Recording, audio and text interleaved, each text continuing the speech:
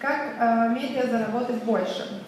На самом деле для любой площадки, медиа или не медиа, есть несколько вариантов монетизации, несколько моделей монетизации.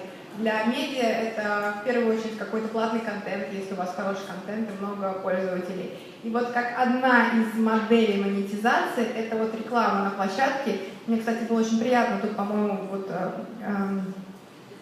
представитель тура какой-то газеты, да, показывала свои слайды, и, может быть, вы обратили внимание, на одном из слайдов было 240/400 наше ГО.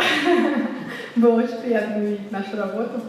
Вот. И как одна из моделей монетизации, это как раз размещение рекламы на сайте, и моя задача в данный момент как раз рассказать вам, как это сделать максимально эффективно, просто, и как сделать так, чтобы с вашего трафика собрать максимальный доход, но при этом не нарушить какие-то пользовательские метрики, не потерять пользователей и как-то не испортить себе историю существования в медиа. Давайте начнем. Вот у меня было введение, на самом деле, вот эта вот модель, которую вы сейчас видите, где было всего 3 участников, это пользователь, владелец, рекламодатель. Она появилась, например, на российском рынке очень давно, и на российском рынке вот эта модель, она всегда почти изжила. На белорусском рынке такая модель еще есть, работает, и она имеет очень серьезный аргумент, почему эта модель рабочая. Потому что в этой схеме всем все понятно. Вот представьте себе, что вот это наш сайт, на нем есть какое-то рекламное место, условно 240/400, первый экран. На него зашел пользователь, увидел какое-то объявление. До этого рекламодатель пришел к площадке и говорит: я хочу купить вашу аудиторию на 3 дня, посуточно, вот мой баннер, поставьте, пожалуйста. Площадка подумала, сказала: окей, 10 рублей. 10 рублей каждые сутки. Он прикинул, у меня там, например, 1000 пользователей на площадке, и я готов эту 1000 пользователей в день продать за 10 рублей. И продал. И 3 дня крутился баннер. Что хорошего? Владелец понимает, какой креатив у него откручивается. То есть, если к нему пришла какая-то автомобильная история, то он знает, что у него только автомобили и больше ничего, он не пострадает. Что получает рекламодатель? Он знает, что эта площадка хорошая. Условно, например, он пришел к какому-то новостнику, самой популярной новостной площадке, он будет уверен, что только аудитория этой площадки увидит его прекрасный баннер. И пользователь никогда не будет доволен, когда увидит рекламу. Теперь к недостаткам. Эта схема одна из самых простых и нерабочих, потому что эта схема имеет просто катастрофическое количество «нет» в истории. Почему? Давайте рассмотрим каждую сторону. Вот пришел рекламодатель к конкретной площадке и говорит: я хочу, чтобы мою машину, мой баннер с машинами увидели ваша аудитория трое суток условно. В чем проблема? Проблема в том, что он платит за сутки и за всю аудиторию, которая приходит на этот сайт. Но туда же приходят не только мужчины 35-45 условно, которым по карману вот эта машина. Туда приходят девушки, туда приходят бабушки, туда приходят какие-то люди, которым не будет интересна вот эта машина.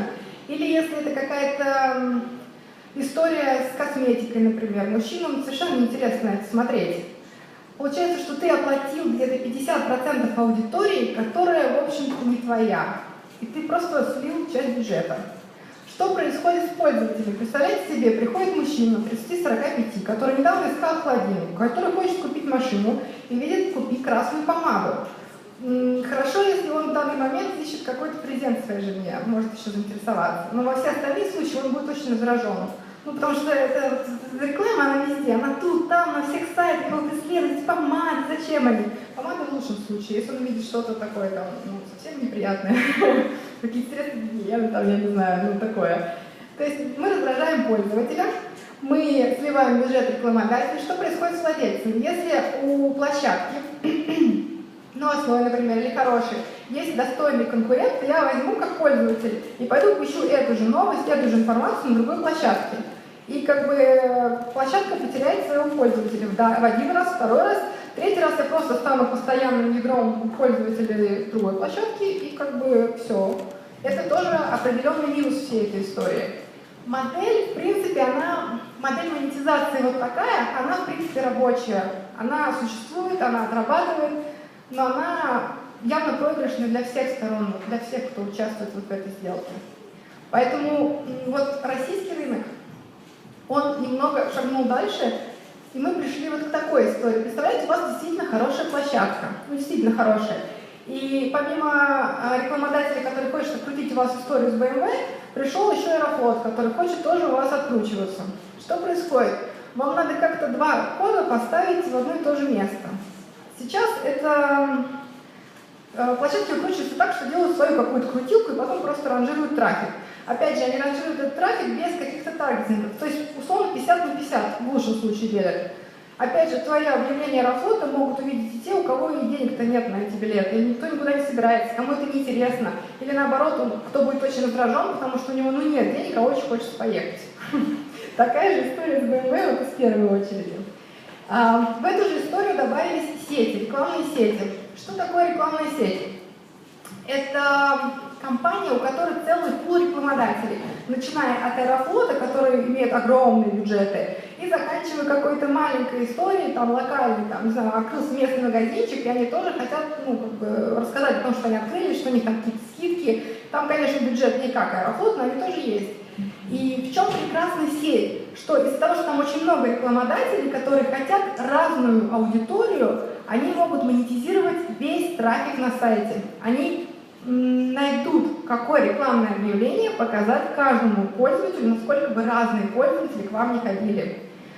Раньше история заканчивалась на какой-то одной сети, ну то есть максимум 2 рекламодателя, там 2-3, ну сколько у вас там откручивается через свою крутилку. И плюс остаточный трафик весь уходил в сети, и вот в эту сеть можно было в свою рекламу добавить еще одну сеть, ну то есть пасбэком. Но это тоже не очень эффективно, потому что, во-первых, тот, кто стоит в пасбэке, он получает тоже остатки от сети и от того, что открутили прямые рекламодатели, он не делает корректные ставки, это сторонняя система, и технически теряются показы. Ну, то есть вот в этой системе уже лучше, потому что когда появились сети имеют определенные таргетинги, они имеют у себя внутри. Например, если мы берем рекламную сеть Яндекса, да, когда приходит прямой рекламодатель в дисплей или в директ, он может настроить конкретный таргетинг. Я хочу женщину 25-30 лет, там, которая живет в Минске, ну то есть очень конкретный таргетинг. И когда появились таргетинги, то ситуация улучшилась, потому что пользователи видят уже более релевантную рекламу. Что происходит с площадкой? Владельцы теперь не просто там, у них там условно 1000 пользователей в день, да, и они интересуются, кто это 1000, женщины, мужчины, дети, кто там. Они стали более внимательно смотреть на этих пользователей и совершенно по-другому стали обращать на них внимание. Они стали понимать, что вот у них, например, дорогая или не очень аудитория, откуда эта аудитория приходит. Это важно, потому что внутренние системы сети, например, рекламной сети Яндекса, да, мы понимаем, откуда приходит трафик на площадку, и из-за этого выходит коэффициент качества площадки. То есть, если трафик приходит с поисковиков или с каких-то прямых ссылок, это очень хороший трафик. Если трафик приходит условно с каких-то соцсетей, которые обычно, вот, скажем так, нагоняют оттуда трафик, он имеет коэффициент гораздо хуже, чем с поисковика или с прямого захода. Поэтому это тоже очень важно. И вот со временем ситуация изменилась, и появилась вот такая история. И, соответственно, появились модели монетизации. Если раньше платили посуточно, да, там, условно, 30 рублей, 3 суток поехать, то теперь появились модели CPM, модели CPC, то есть по клику, по тому, сколько увидели пользователи вашу рекламу. И система усложнилась еще немножко. Для всей этой системы она постепенно усложнялась, появилась одна сеть, вторая сеть, ну, например, Яндекс, Google, там, да, на российском рынке очень много сетей, Критео, там вся компания, вот это с ней вместе. Соответственно, нужны были первые инструменты аналитики, которые позволяют настраивать таргетинги как со стороны рекламодателей, потому что я хочу, чтобы мой баннер с косметикой, не только девушки, так и со стороны площадки. Я вам расскажу историю. У нас была большая такая площадка, она была про погоду. И вот погодная площадка сказала, что к нам пришел рекламодатель с кремом и хочет, чтобы этот крем видели только женщины 35 лет, условно, да, когда погода больше плюс 35, потому что он работает только в определенный момент. И мы сказали, ну это же совсем бред. Но этот крем платил настолько много денег, что мы эту штуку сделали. И поэтому, когда температура была 35 и больше, и приходила женщина, вот в этом самом рекламном месте появлялся вот этот крем. И они получали очень много денег. И вы понимаете, что это настроил не только рекламодатель на своей стороне, что вот эти женщины должны увидеть, потому что рекламодатель мог настроить таргетинг, что это женщины, там, так и так, но сконтролировать погоду, ну, то есть какую там показывают, он не может. А вот площадка может. И уже со стороны площадки шла вот эта вот аналитика, кто, куда и в какой момент приходит и кому что показать. То есть площадка теперь тоже занимается аналитикой, не только рекламодатель, когда строит свою прямую РК. Ну и пользователи, естественно, как бы становятся довольны, потому что ну, я прихожу, и я искала холодильники, мне показываются холодильники, а не показываются какие-то красные помады, которые мне не нужны, или кожаный салон BMW, а я водить не умею. Вот. Но и на этом история не остановилась. Когда рекламодателей стало много, и сетей стало много, и ты понимаешь, что у тебя условно очень хороший трафик, его много, и хочется, чтобы вся вот эта история покупалась максимально дорого, надо как-то вот эту историю вот в какие-то рамки войти, чтобы все вот, выжить из этой истории по максимуму. И тогда появился, скажем так, инструмент управления всеми продажами – это крутилки. У Гугла это DFP, у Яндекса это AdFox, есть и Driver, ну их много-много-много. Вот это как раз тот самый инструмент управления, который позволяет ранжировать трафик не только по таргетингу, но и по CPM, то есть за сколько ты готов продать 1000 показов со своего сайта. Условно, ты поставил первому рекламодателю 300 рублей, у первого рекламодателя есть определенные таргетинги, там он таргетируется на мужчин, там, ну, с большим количеством таргетингов, Минский, там, ну, мне просто не буду все перечислять. Приходит пользователь, оказывается, что это женщина, первый рекламодатель отказывается покупать там за 30 рублей, и запрос идет ниже, к второму рекламодателю. Если и второго не совпали таргетинги, запрос идет ниже. И в итоге он доходит до сети номер 1, и сеть, скорее всего, выкупит, потому что в сети, в Гугле, в Яндексе, неважно где, обычно очень много рекламодателей, которые находят, что это, да, это моя аудитория, я готов ее за сколько-то купить. Другой вопрос, за сколько. И, скорее всего, первая сеть или вторая сеть максимум она заберет. То, что там у третьей, там уже даже запрос не пойдет туда. Но еще есть история, когда на последний уровень ставятся какие-то свои промо-компании, но до последнего уровня обычно никто не доходит, даже до третьего уровня никто не доходит. Если запрос идет в сеть, сеть, скорее всего, подберет. Сеть тоже можно ограничить. Например, ты понимаешь, что есть такие ребята, как Criteo. Criteo – это модель ретаргетинга. У вас есть на рынке Criteo? Никто не использует?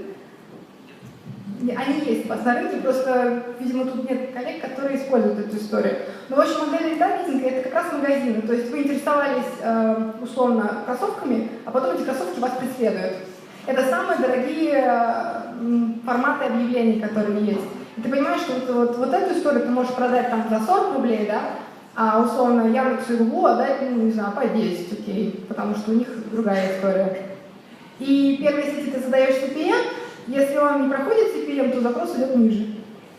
И вот такая модель называется водопад, ну, потому что последовательно.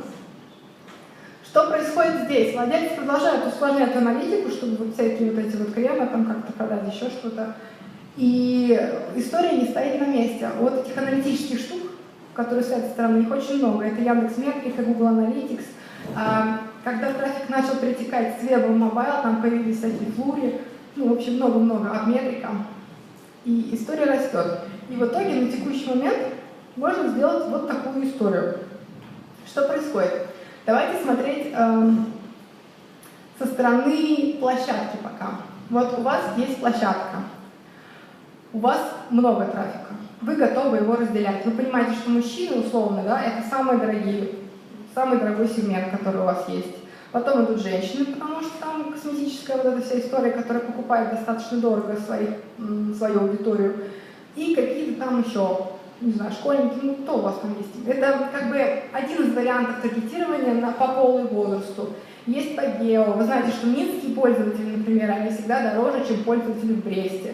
Вот у нас история в Москве, да, вот все, кто живут в Москве и Питере, это самая дорогая аудитория. И, условно, даже Аэрофлот, который платит очень дорого, он никогда не купит по той же цене аудиторию в Барнауле и аудиторию в Москве. Это совершенно разные ставки.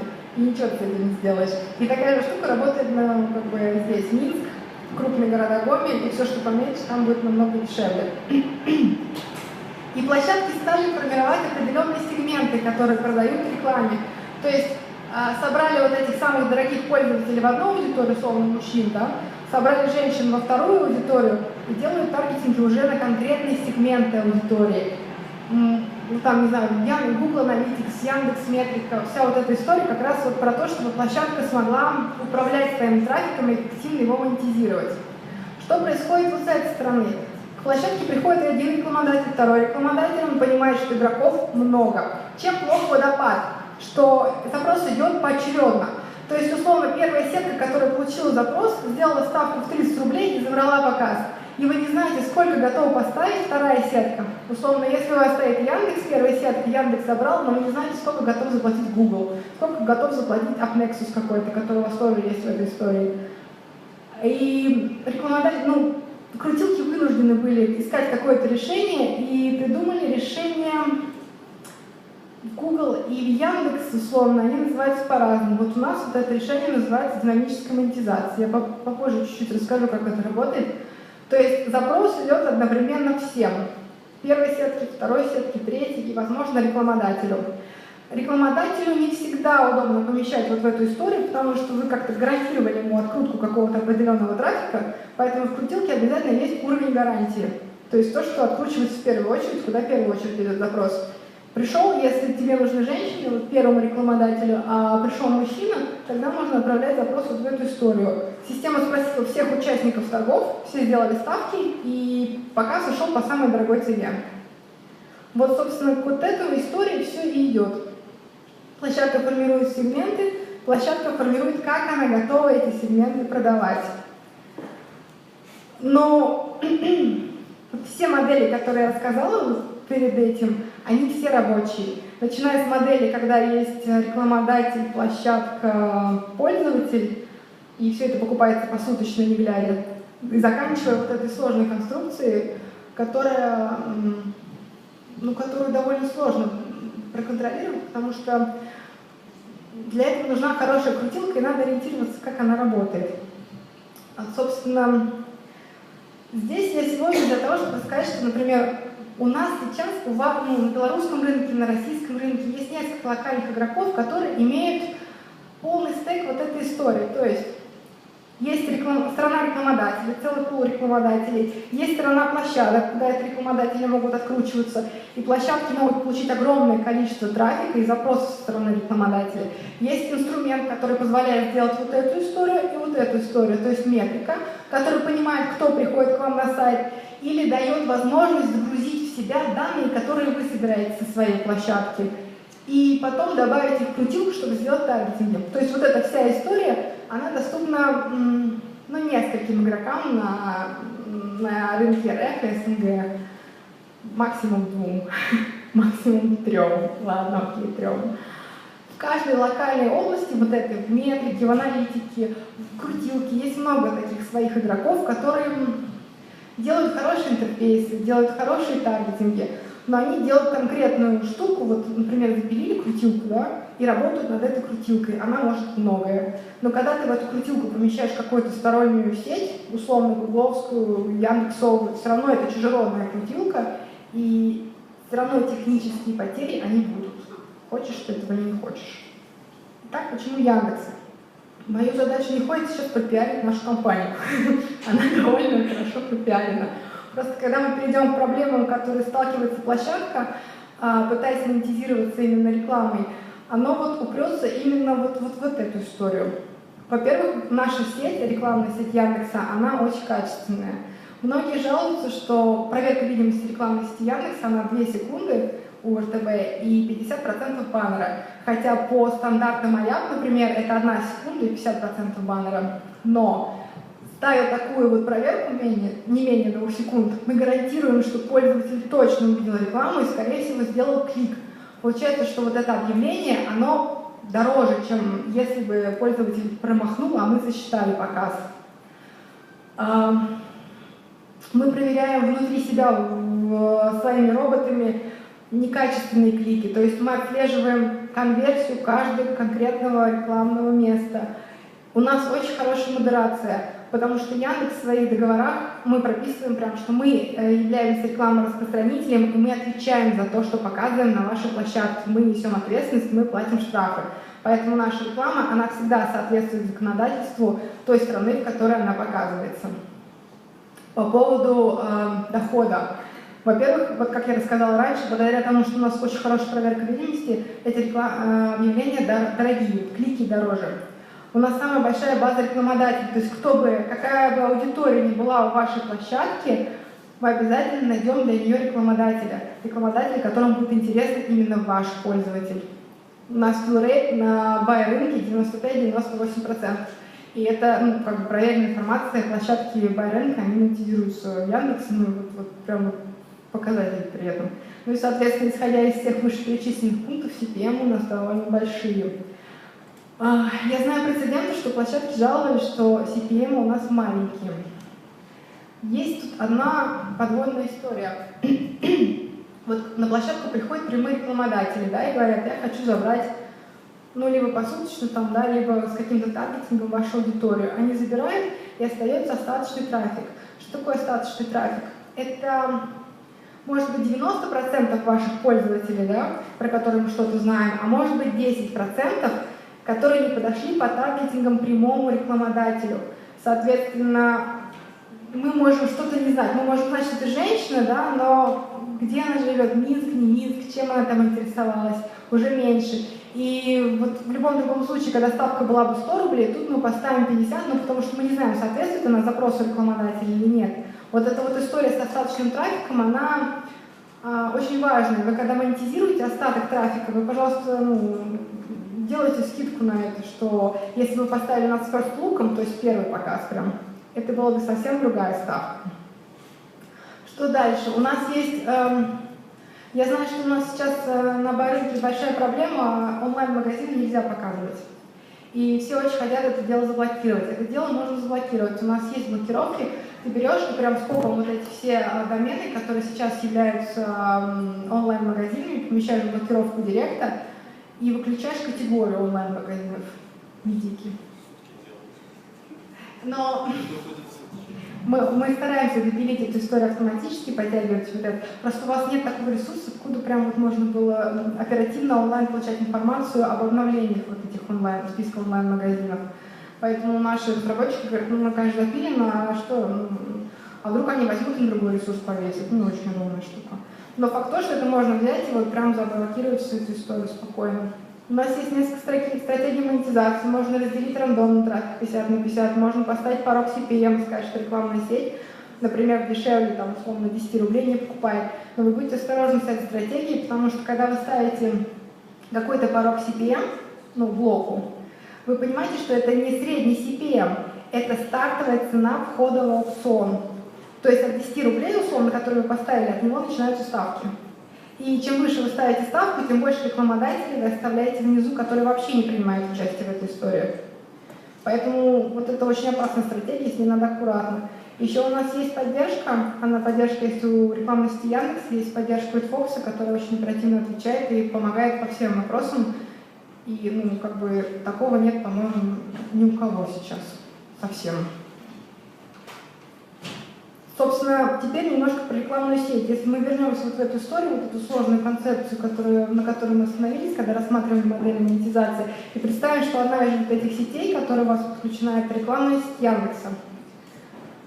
У нас есть продукты, у нас есть продукты для всех типов платформ. Что такое платформы? Это раньше весь интернет жил в компьютере, на вебе. Мы приходили домой, включали большую такую системную штуку, и спокойно жили с монитором. Потом появились ноутбуки, потом появились смартфоны, планшеты и так далее. И теперь, когда ты едешь на дачу или куда-то позагорать, ты не тащишь с собой никакой процессор, ты берешь с собой смартфон. И огромное количество трафика, вы эти цифры знаете лучше, чем я по рынку, я даже не буду их называть, переехала из веба в мобайл, и это тоже надо учитывать. У нас есть решение для монетизации, блоки, которые эффективно работают и там, и для веба, и для мобильного приложения, и для всех остальных планшетов и так далее. У нас есть реклама в мобильных приложениях, если, например, ваш сайт имеет именно приложеньку, туда вставляется наш SDK и очень эффективно работает, потому что это наш директ. которых имеет огромную базу рекламодателей. Монетизация сайтов — это стандартный веб. И, собственно, будущее нашей истории — это видеореклама, которая сейчас набирает обороты, она набирает обороты везде, в том числе и на бай-рынке, и на нее тоже надо обратить внимание. 2 слова про аукцион РТБ. Я думаю, я не знаю, кто знает, как работает точно вот этот аукцион РТБ? Кто-нибудь вообще монетизирует рекламную сеть Яндекса здесь? Нет? Вот, это хорошо, это радует. Чем хороши сети? Что в сети много форматов и много рекламодателей, и можно продать своего пользователя очень дорого и получить за это деньги. Условно, есть медийный баннер, который ты покупаешь там как прямой рекламодатель у кого-то и успокоился. А есть директ. Директ гораздо дешевле. Они выполняют разный функционал. Так вот, в сети есть и то, и другое. И одно и то же место на своей площадке можно просто отдать сети, и туда будут прилетать как медийные баннеры, так и графический директ какой-нибудь. То есть текстовое графическое объявление.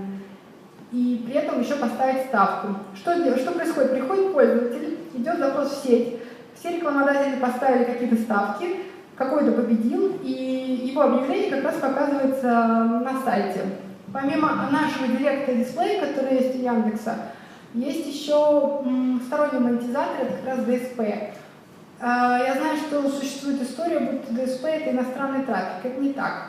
Это просто системы, которые тем же самым рекламодателям, которые напрямую приходят к площадке или участвуют в сети, они дают более высокие технологические возможности. То есть, если я продаю свой баннер, хочу, чтобы мой баннер увидела именно женщина, они предоставляют ему очень хорошую для этого возможность настроить всю рекламную кампанию. Но они берут какие-то дополнительные там деньги, я не знаю, какие-нибудь там свои договоренности с рекламодателями. Но факт то, что вот в рекламной сети Яндекса, например, помимо наших рекламодателей, помимо наших агентств с большим количеством рекламодателей, есть еще и DSP-шки, которые тоже готовы делать ставки и повышать цену в нашем аукционе. Чем больше рекламодателей торгуются за вашего пользователя, тем выше CPM за каждый показ. Ну, немножко про монетизацию сайтов. На самом деле, сейчас вот я слышала, рассказывали про нативную рекламу и так далее. Вот в сети очень много форматов, которые выглядят очень здорово. То есть они не проигрывают по красоте каким-то там нативным форматом, не проигрывают медийным баннером. На самом деле, вот то, что вы сейчас видите, вот эту вот историю, это вот директ. Ну, то есть это не медийный баннер, это графическое объявление. Одно из самых дорогих. Вот эта вот история, которая здесь внизу, это вот те самые ретаргетинги, которые являются самым дорогим объявлением по сети в принципе. То есть я знаю, что я искала какую-то штуку, ну там, не знаю, дрель какую-нибудь, еще что-нибудь, и мне показали все товары, которые могут быть неинтересны при этом. Вот это объявление самое дорогое. И выглядит оно очень стильно, совершенно не портит сайт. И учитывая, что внутри нашей системы, например, хорошие таргетинги, в принципе, пользователь не откажется от рекламы. Ну, то есть она не будет его так сильно раздражать, потому что она релевантная, она действительно отражает его интересы. Но вот не все очень медийные. Есть решения для мобильных сайтов, поскольку сейчас основной трафик в основном притекает именно в смартфоны.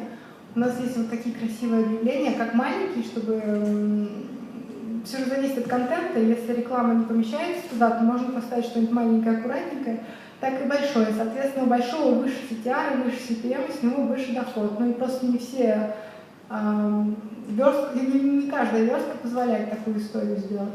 На самом деле, вот это объявление, я не знала просто, насколько хорошо работает вся эта история, оно медийное. Ты когда на него закручиваешь, сверху и снизу вот этот вот текст, он опускается и поднимается. Это очень красиво. Мне, например, всегда интересно смотреть, что мне предлагают. Вот. За видеорекламой будущее, на самом деле. Но видеореклама — это очень сложный продукт. Во-первых, он дорогой с точки зрения производства. Во-вторых, его довольно сложно разместить на своем сайте, потому что это тяжелый продукт технически, но зато он дорогой. У нас вот есть решения как для десктопа, так и в мобайле, так и в телевидении. Мы работаем над тем, чтобы знать каждого пользователя, с какого бы устройства он не вошел. То есть, если я пользуюсь вебом, да, потом взяла телефон и пошла домой, наша система понимает, что это тот же самый пользователь, который уже видел это объявление, и что второй раз ему его показывать не надо в течение дня условно. И такая же история со Smart TV. Ну, Smart TV не так популярна, а вот именно мобильный и десктоп, эта вот связка, это очень важная история, потому что, опять же, мы не тратим деньги рекламодателей, 2 раза показывая одно и то же объявление, считая, что пользователь это новый, и в то же время не раздражаем пользователя, что он видит одну и ту же рекламу постоянно. Но с видео тут, в принципе, очень тяжело. Но вот рекламный рынок России и СНГ как раз, вот легального видео, это вот 11,8 миллиардов рублей, из них рекламный рынок только 6,6. И вот именно бай-рынок, он, конечно, поменьше, потому что это какая-то небольшая часть из этой истории. Но везде рекламный рынок, он растет, развивается, и если у вас есть возможность, его надо использовать. Самый прекрасный популярный формат, с которого лучше всего начать, это когда у вас, например, длинная статья, и пользователь докручивает до ее середины, и внезапно, вы, наверное, видели, разворачивается такой рекламный ролик. Он разворачивается без звука и просто начинает показывать. Если ты дальше как бы пролистываешь, то он просто сворачивается и исчезает. А если нечего показать, как бы, пользователю, который не интересен рекламодателю, просто ничего не показывает, статья целиком. Вот это называется формат on-page. Вот он сейчас самый популярный, потому что, во-первых, он легче, чем все остальные форматы, во-вторых, он без звука и обычно красивый, потому что там только хорошие рекламодатели, тогда несложно попасть во всех. Что мы делаем? Вот я вам рассказала, что мы как раз работаем над тем, чтобы связывать пользователей на всех устройствах, на всех платформах и всех возможностей. Но поскольку продукт это очень тяжелый, мы решили, что видео лучше запускать через Директ. Вот у нас есть система, которая делает медийные баннеры, и есть, который делает ТГБ, текстово-графический. И вот через текстово-графический мы запустили видеоисторию. Она стала очень красивой, я тоже не стала сюда помещать ролик, потому что я не знаю, насколько покажет, не покажет, технически сделала. Мы тут просто были у какого-то партнера, не нашли переходник на Mac. Я решила не рисковать. Вот. Это вот обычный текстово-графический баннер, который показывает картинку в видео. И собирать его, вот это видео, можно прямо на месте, не тратить никакие ресурсы и минимум денег на это, на обслуживание.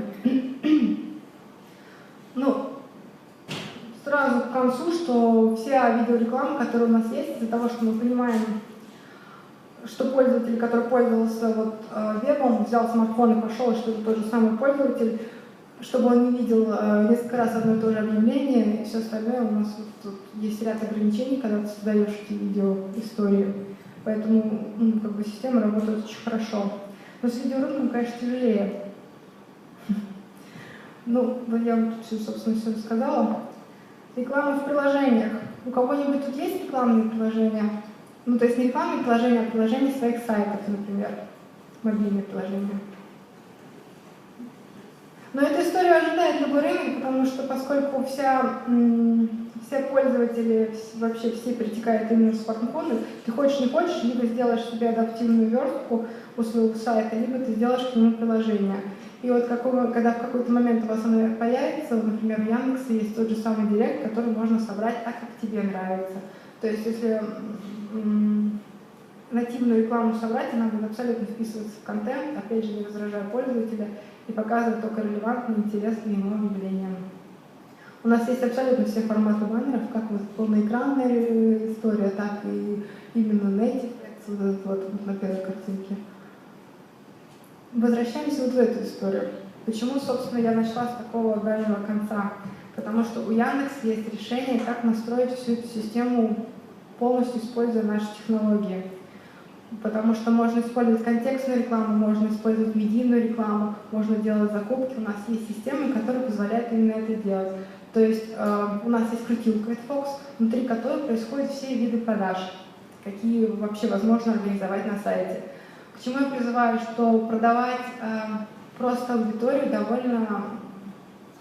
довольно-таки устаревшая модель, это раздражает ваших пользователей, которые видят нерелевантную рекламу, это сливает бюджеты, это посаживает пользовательские метрики. Лучше всего настраивать любой рекламный показ с учетом интересов пользователей и использовать какие-то технологии, которые позволяют делать вот эти все открутки более релевантными.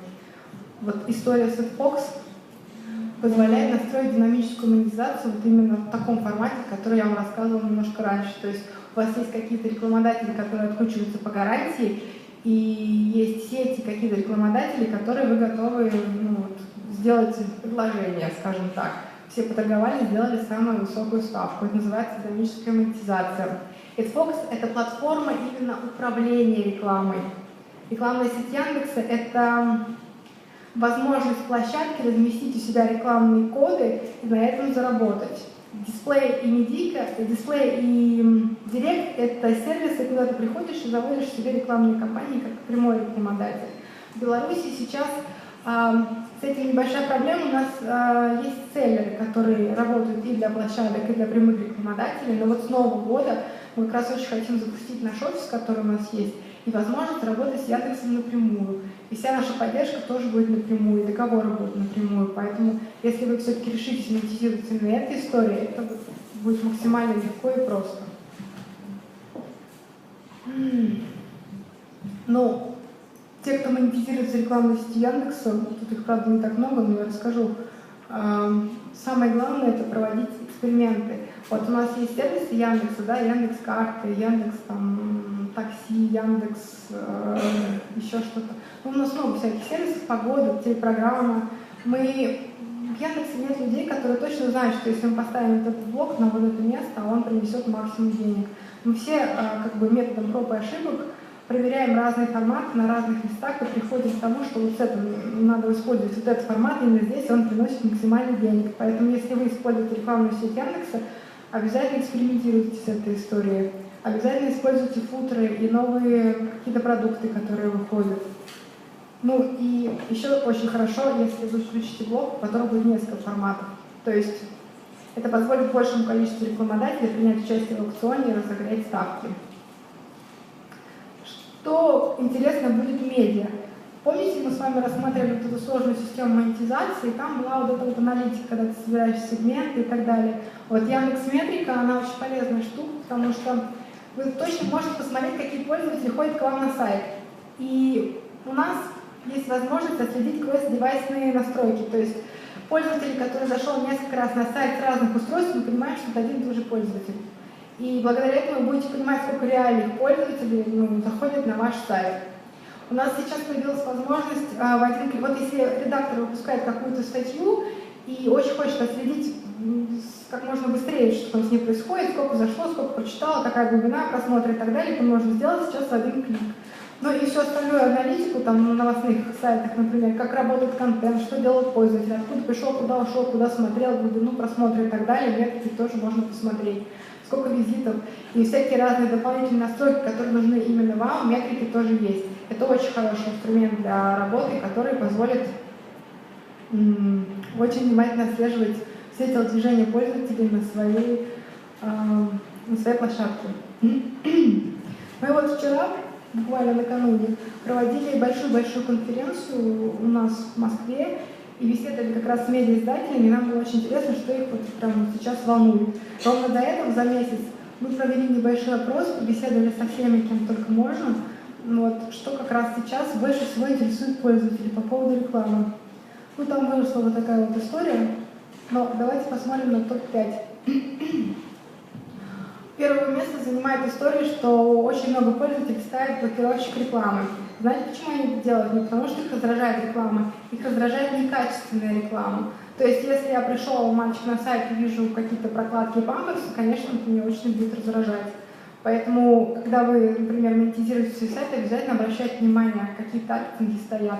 Вот чем плоха самая первая история, когда посуточный выкуп баннера всей аудитории, тем, что это как раз нерелевантная история приводит к тому, что пользователи начинают пользоваться блоком и просто ненавидят рекламу.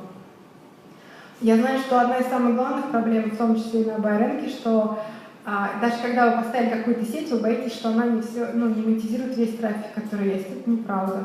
Ну, то есть сеть всегда найдет рекламодателей, которые заинтересованы именно в вашей аудитории. Вот наш флорейт 98-100% почти. То есть если вы поставите рекламную сеть Яндекса, мы заберем всех ваших пользователей. Если вы правильно настроите рекламную сеть Яндекса, мы заберем их дорого. Поэтому, в общем-то, часть проблемы они решаем.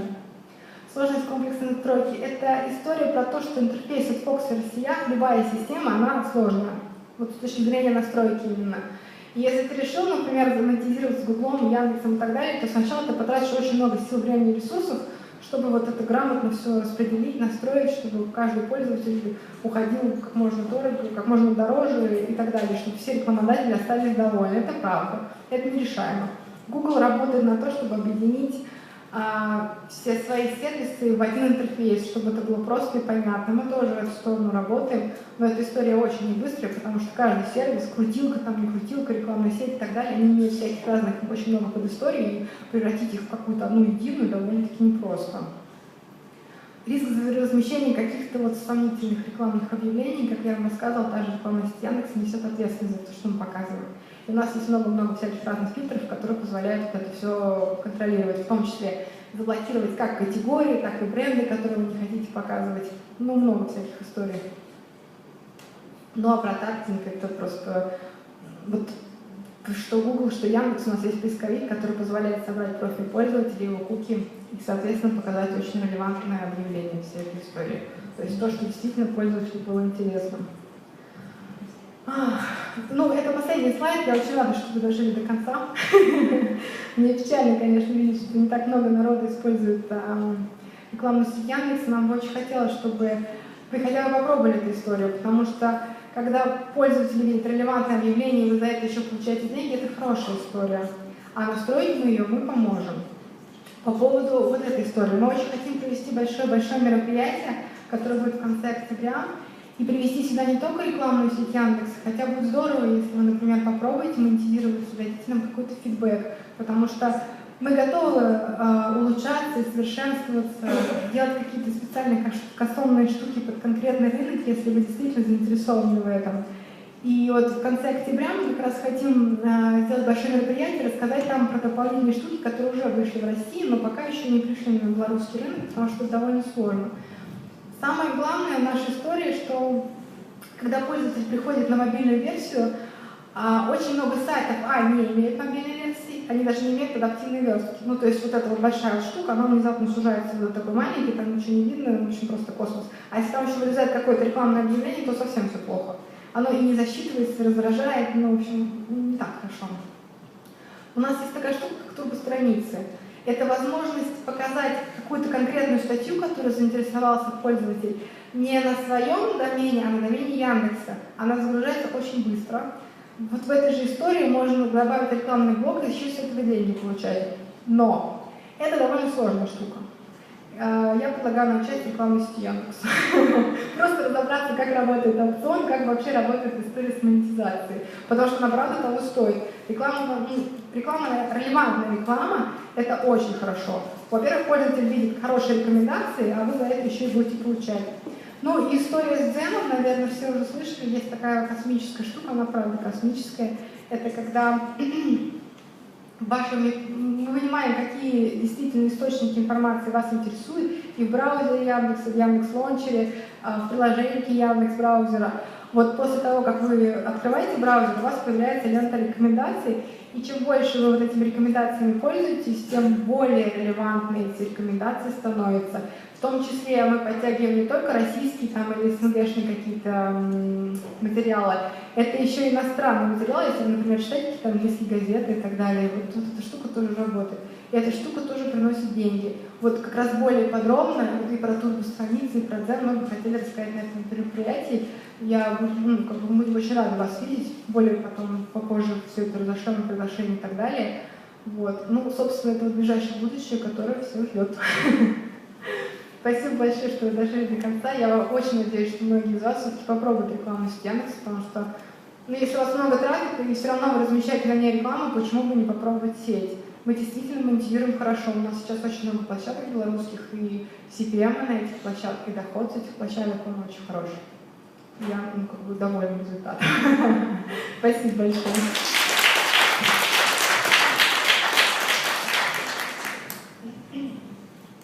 Коллеги, вопросы? Наталья? Используйте моменты. Да, пожалуйста, микрофон. Ну, у меня сложная такая история, да, вопросы попробую придумать. Добрый день.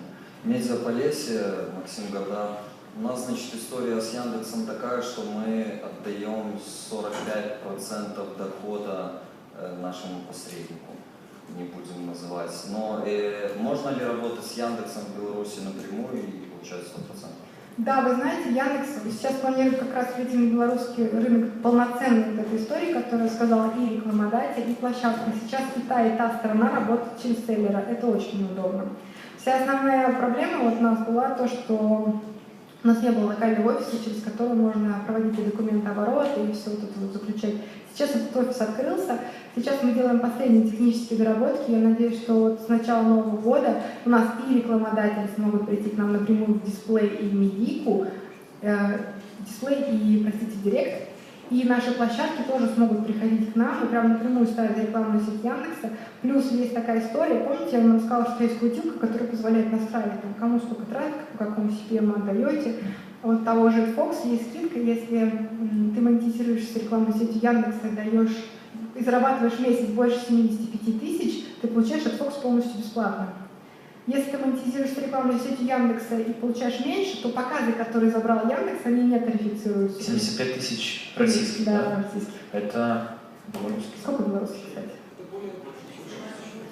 Более 1000 рублей белорусских. Долларов. А, да, 75 тысяч это больше. Но мы работаем над тем, чтобы в Беларуси все-таки сделали скидку, это другая история. Вот, сейчас на российском рынке эта история она распространена, и как бы очень много площадок, которые используют именно Fox, вообще почти бесплатно. Но и опять же, все, что заберет Яндекс, если он будет основным вашим монетизатором на остаточном трафике после прямых продаж, это тоже история бесплатная. Уже вот независимо от того, сколько вы там откручиваете и так далее. Еще хорошо то, что вот ваши настройки в Фоксе и в рекламной сети Яндекса, они интегрированы друг к другу, это наш полностью стек, и никакие технические потери в этой истории не присутствуют. Это тоже очень здорово. Наташа, насколько я знаю, Яндекс.Реклама в Беларуси открылись уже, зарегистрировали офис и так далее, да? То есть да, идут последние буквально юридически работы. все уже готово. Да, еще у нас есть селлеры, у которых тоже есть контракты, мы ждем, пока они закончатся. Вот так даже, да? Да. Ясно, хорошо, спасибо. Еще вопросы? Дата мероприятия. Пока точно дат нет, это будет в конце октября. Мы обязательно разошлем всем приглашения. Мы просто очень хотим познакомиться с площадками и очень хотим делать продукты не только для конкретно заточенного российского рынка, но и для белорусского тоже, потому что это все-таки разные специфики, разные истории.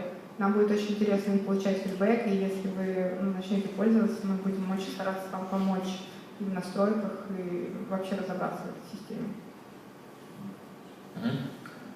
Да, пожалуйста, микрофон, вот если можно, вот туда. Только представляйтесь, пожалуйста. Добрый день, меня зовут Максим, и у меня довольно дилетантский пользовательский вопрос. Когда я букаю отель в Москве, ищу, соответственно, варианты отеля проживания в Москве, после меня, соответственно, преследуют отели в Москве по всем сайтам. Это ад. Вопрос вот в чем. Это неправильно настроенный ретаргетинг, про который мы говорили, или же это что-то другое, как вообще с этим жить, или это у меня кривые руки? Спасибо. Я вам расскажу. А у вас, вы уверены, что это объявление Яндекса? Я вижу, да, в блоках, то есть... Смотрите, не только Яндекс, вот большинство вот этих историй, например, DSP, Критео, да, который работает с ретаргетингом. Первый вопрос, который задали директору Критео, я чисто транслирую, потому что это было вот при всех, то есть не секретная информация. Сказать, вот какого черта ваши вот эти товары, да, они преследуют, когда вы уже сделаете онлайн и офлайн канал, как-то смачите, и будете понимать, что я интересовался холодильником, а потом пошел в магазин, купил его, вы прекратите мне это показывать. А он, знаете, что сказал? Он сказал, я, конечно, понимаю, что пользователь очень недоволен, но вы же понимаете, сколько денег рекламодатели мне платят за каждый показ, который все равно преследует вас. Я понял. Проблема не в технологиях, тут проблема в бизнес-моделях, которые вот приносят деньги, ты до последнего показываешь этот холодильник. Понятно, в общем, мне страдать. Это не Яндекс, нет, эта история, она то, что вот все большие компании, Яндекс, Google и так далее, они как раз работают сейчас на то, чтобы смачить пользователя онлайн и офлайн. То есть, если вы реально пошли купили холодильник, мы должны об этом знать. Да даже и онлайн история, то есть я уже забукал этот отель, и он мне как бы уже не нужен, но мне его предлагают постоянно. Это еще зависит от того, что, например, тот же Booking.com, да, какие цели он ставит. Может быть, он еще какие-то, ну, то есть цели привлечения, там, формирование бренда, еще что-то. И он готов платить за вас уже не для того, чтобы ты, ну, как бы вы заучили какой-то номер еще, а вот какие-то доп. Моменты. Спасибо. Еще вопросы? Ага, пожалуйста. Можно ли настроить, висит баннер от Яндекс и написано «Новости Брестской области». То есть мы базируемся именно в этом регионе, и Яндекс уводит, получается, наших пользователей. Можно ли это настроить? Новости Брестской области. В рекламе? Да. Вряд ли. Да. А у вас есть рекламные кампании прямые в Яндекс.Директе, в Яндекс, где-то в дисплее, может быть? Ну, через селлера, окей. Да. Но вот вы же сами это настроили. Берите рекламную кампанию. Все. Вы попадаете под те таргетинги, которые сами задали в своей рекламной кампании. Все. И я так понимаю, что если это ваш баннер, то мы уводим с Яндекса или куда? С вашей площадки на вашу площадку. Куда ведет этот баннер? На Яндекс. Вы рекламируете Яндекс своими рекламными компаниями. Новости Брестской области от Яндекса. Но, может быть, есть какая-то еще площадка, которая тоже в Бресте располагается, и какие-то новости транслирует. Вы уверены, что это, ну, как бы... Я проверил. Давайте. Это надо более подробно смотреть. Ну, потому что если есть какая-то площадка с брестскими новостями еще, да, я сделала рекламную кампанию в Директе, то, конечно, она показывается нужным пользователям, вам в первую очередь, потому что вы, может, по гео там находитесь. Там просто логотип твой. Микрофон, если можно. Или давайте, коллеги, такие вопросы, может быть, в кулуарах. Да, давайте. Да, обсудим. Наталья, у меня вопрос, наверное, тогда последний, да, если вы постоянно говорите про то, что мы открыты, мы готовы выслушать и так далее. Вообще, ну, вот если есть проблема, допустим, с директом, да, кому имеет смысл писать все-таки? То есть, чтобы вопрос решался как-то быстро. Ну, смотрите, теперь всю эту историю мы переносим в наш белофис. Вот, я надеюсь, что в октябре можно будет прям озвучить прям вот четкие адреса, что здесь вас ждет директ, здесь вас ждет рекламная сеть, вот здесь у вас как бы поддержка Fox и так далее. Сейчас это общая поддержка директа, она есть адреса на официальном сайте Яндекса, там саппорт, директ или директ саппорт, что-то такое там.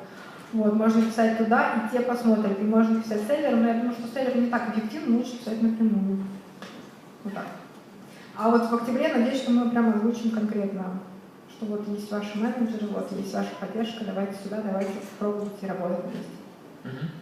У меня будет вопрос, а в каких, как вы делите рынок с вашим, наверное, главным конкурентом Гуглом в Беларуси и в России? Какая доля рынка рекламы в интернете принадлежит вам, какая Гуглу, если это известно? Ну, всем известно, что в России у нас самая большая база рекламодателей.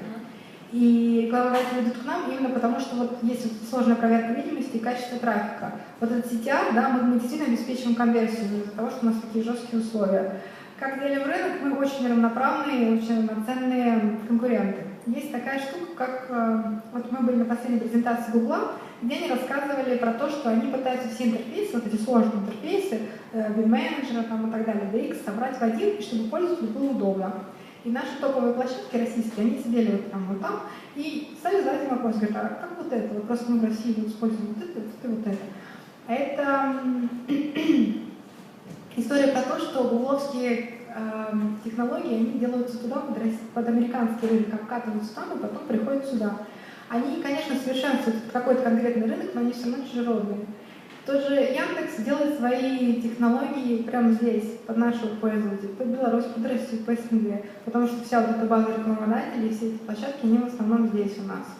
И тут уже ты сам выбираешь, как тебе удобно. Хочешь быть с миром, да, и тешить самолюбие, там, я не знаю, или какие-то другие моменты, что ты работаешь с Гуглом, или попробовать все-таки Яндекс и убедиться, что он, в общем-то, ничем не хуже или даже в какие-то моменты лучше.